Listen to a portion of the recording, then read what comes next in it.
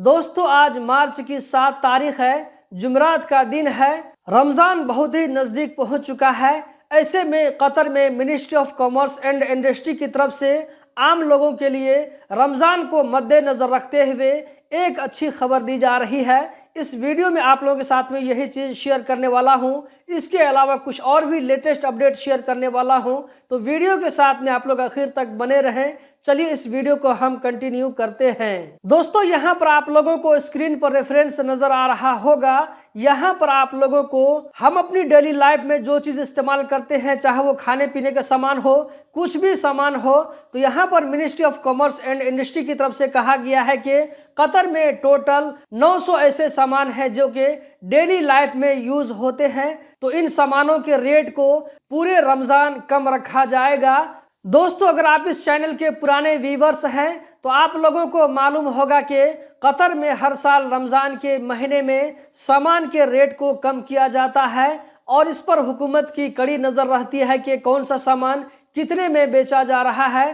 Qatar government हर साल हर सामान का प्राइस लिस्ट को जारी करती है, उसी के हिसाब से कंपनियों को बेचना होता है। तो आपको कतर में जहां भी बड़े बड़े शॉपिंग सेंटर मिलेंगे तो वहां पर आप लोगों को ये सारा सामान जो है रमज़ान के अलावा जो दूसरा महीना होता है उसमें आप लोगों को थोड़ा मोड़ा ज़्यादा रेट मिलेगा, जबकि रमज़ान के महीने में आप लोगों को थोड़ा कम रेट देखने को मिलता है। तो इसमें से टोटल 900 सामान है।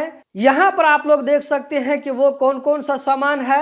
मैं इसको फास्ट फॉरवर्ड कर रहा हूँ ताकि वीडियो ज़्यादा लंबी न हो। अगर आप चाहें तो इस वीडियो को पॉज करके देख सकते हैं। ये सामान अगर आप लोगों को शॉपिंग सेंटर में मिलते हैं तो इसका प्राइस लिस्ट किस तरह होगा। दोस्तों यहाँ पर मैं आप लोगों को बताता चलूँ कि कतर में 11 मार्च 2024 से रमज़ान शुरू हो जाएगा।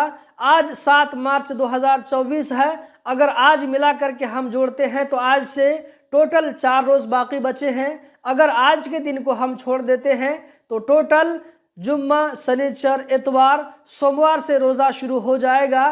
तो आज छोड़ करके सिर्फ 3 दिन बाकी है, चौथा दिन रमज़ान शुरू हो जाएगा।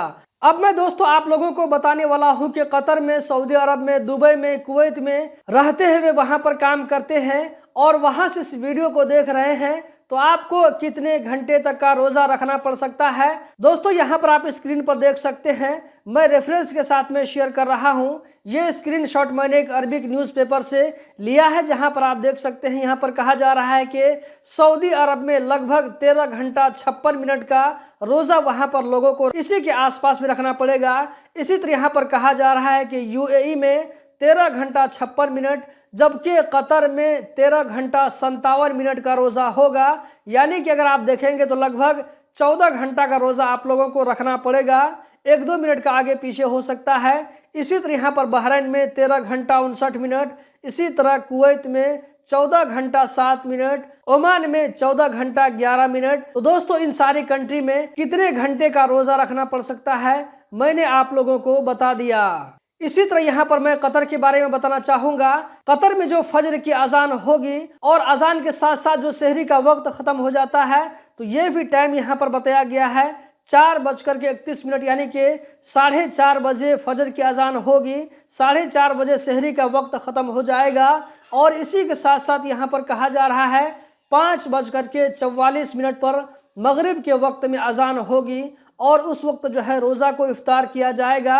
दोस्तों ये जो है पहला रोज़ा के बारे में होगा। जैसे जैसे रोज़ा आगे बढ़ेगा तो इसमें क्या है कि 1-2 मिनट, 4-5 मिनट करके या 10-15 मिनट आगे पीछे हो सकता है। दोस्तों यहाँ पर आप लोगों को अगला अपडेट नज़र आ रहा होगा, जिसमें आप देख सकते हैं कि बलदिया की तरफ से कुछ ऊँट को गाड़ी पर सवार करके लेकर जाया जा रहा है।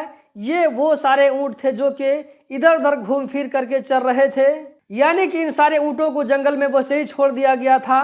तो ये सारे ऊँट इधर उधर घूम फिर करके बेलगाम होकर के चल रहे थे, तो इनको पकड़ करके बलदिया वाले अपने कब्जे में लेकर के जा रहे हैं। अगला जो अपडेट है दोस्तों यहाँ पर आप देख सकते हैं, आप लोगों को टोटल यहाँ पर 6 अरबी कंट्री का नाम नजर आ रहा होगा। यहाँ जो टोटल 6 कंट्री है जिसमें आप जो है UAE, Qatar, Kuwait, Bahrain, Oman और सऊदी अरबिया, तो इन कंट्री में से जो सबसे ज़्यादा खुशहाल कंट्री है, यहाँ पर कहा जा रहा है कि सबसे पहला नंबर यूएई का है, जबकि दूसरा नंबर कतर का है। आप में से कुछ लोगों का कहना है कि कतर में जब से वर्ल्ड कप खत्म हुआ है तो कतर एक भिखारी मुल्क बन गया है, वहां पर कुछ काम नहीं है। तो दोस्तों यहाँ पर आप देख सकते हैं कि कतर खुशहाली के मामले में अभी गल्फ में दूसरे नंबर पर है। तो दोस्तों इस वीडियो में इतना ही। हम जल्द ही मिलते हैं किसी नई वीडियो में। इस वीडियो को लाइक करके आगे जरूर शेयर करें। वीडियो देखने का बहुत बहुत शुक्रिया।